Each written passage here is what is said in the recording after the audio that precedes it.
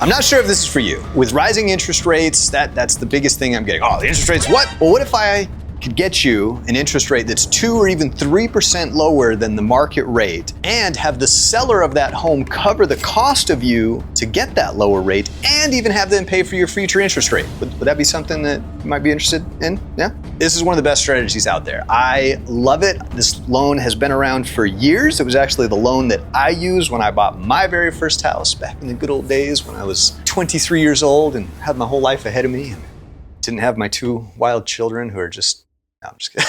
This is an amazing strategy because what it does is it's called a 2-1 buy down or a 3-2-1 buy down. And I'm going to share some real numbers and strategies on how my clients use this to get themselves into a lower monthly payment for the first 2 or 3 years of your mortgage payment.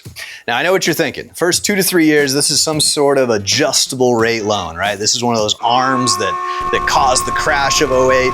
Now, this is a 30-year fixed rate interest loan. The rate is set for 30 years or until you refinance. So let's say it's at, actually, let's play with some numbers today. Let's look at real shit. That's much easier. So this is my buy down calculator. This is what I use to show people the cost associated with the difference in what it'll do for the monthly payment. Another question I get right now is, well, how much more money do I need to put down to get this payment?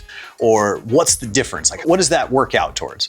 And this isn't exact, but every $20,000 in loan amount is about $100 in monthly payment.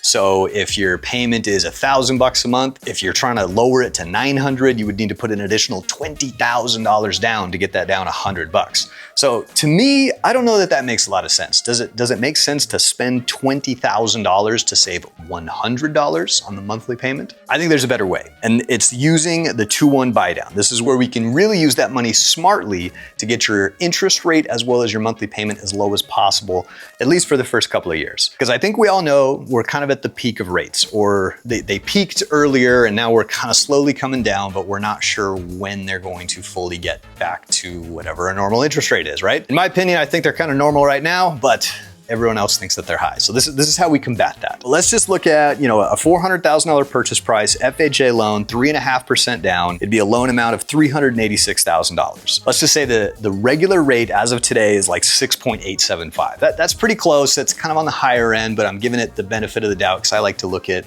kind of worst case scenario numbers, right? So let's say the rate's 6.875. That is going to give you a principal and interest payment of $25.35 per month. So here's what we can do though. The first one you can see is the 3-2-1 buy down. So you'll see for year 1, you're actually going to be paying 3.875% instead of 6.875%. So the 3-2-1 means that you're buying the interest rate down by 3% or 3 whole percentage points for the first year.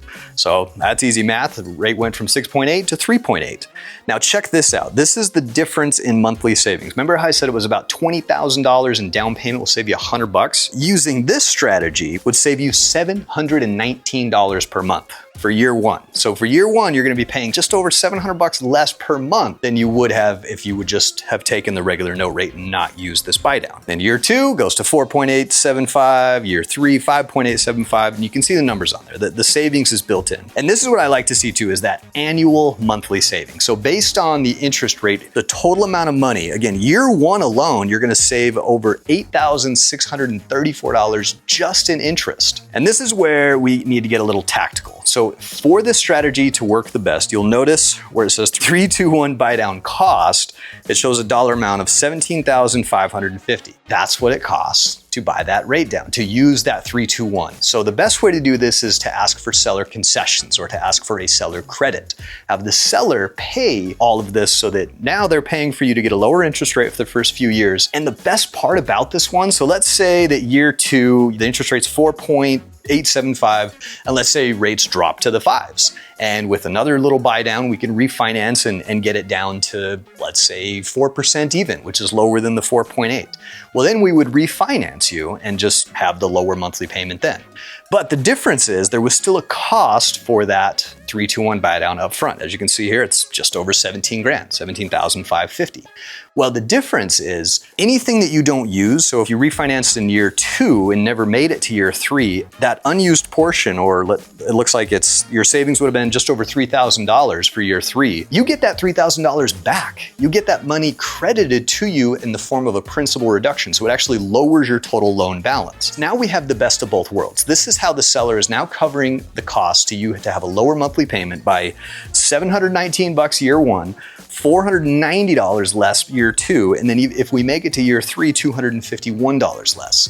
And there's no guesswork on what that final monthly payment's gonna be, because that's the one that we qualify you on. We still qualify you on what it's gonna be at that note rate or the final rate once the temporary buy downs are gone. And it's really funny because if you do the math, if you look at the annual savings for year 1, 2, and 3 on this 3-2-1, if you add them all up, how much money you saved, it's exactly the cost of the buy down. So it's almost like you're prepaying your interest for 3 years.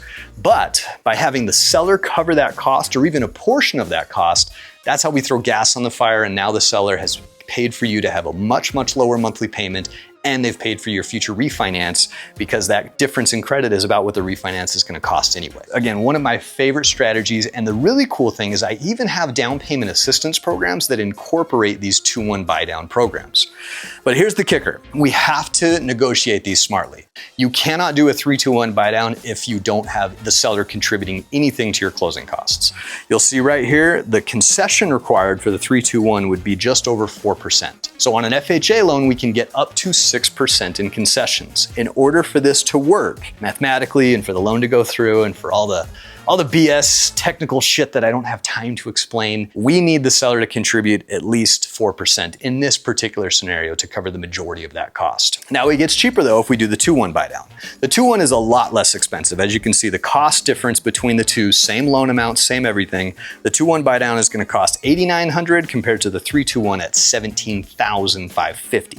So that's a big difference in cost. So the 2-1 is definitely more popular. We can even get away with you not having seller contributions to do this one, because it only takes up about 2% in loan costs. This is exactly the loan that I used when I got into my house. And my thought process was, okay, this house was a little expensive. I was young at the time, but I was also pretty new in my career. So I had a pretty good feeling that I was gonna keep climbing that ladder, making more money, getting raises. So if that's your scenario, this could be a phenomenal way to get you into the house. Because yeah, you know, that payment, what was the total one on this one? $25, $35 a month. That's a little scary. That's a tough pill to swallow. Even if you do qualify for it, that's still something you have to budget for and you have to plan on. But if we could make it $500 or $700 cheaper per month, I mean, that's a win-win right there. It's so much less money per month without really spending anything additional. It's just how we negotiate it and how we talk the seller into covering that cost. I know there's gonna be naysayers on this because I post a lot of crap on social media about this, and there's always people that say, oh, seller will never pay closing costs, this and that. 99% of my clients have the sellers paying for their closing costs in either some portion or all of it. If your real estate agent is telling you it's not possible,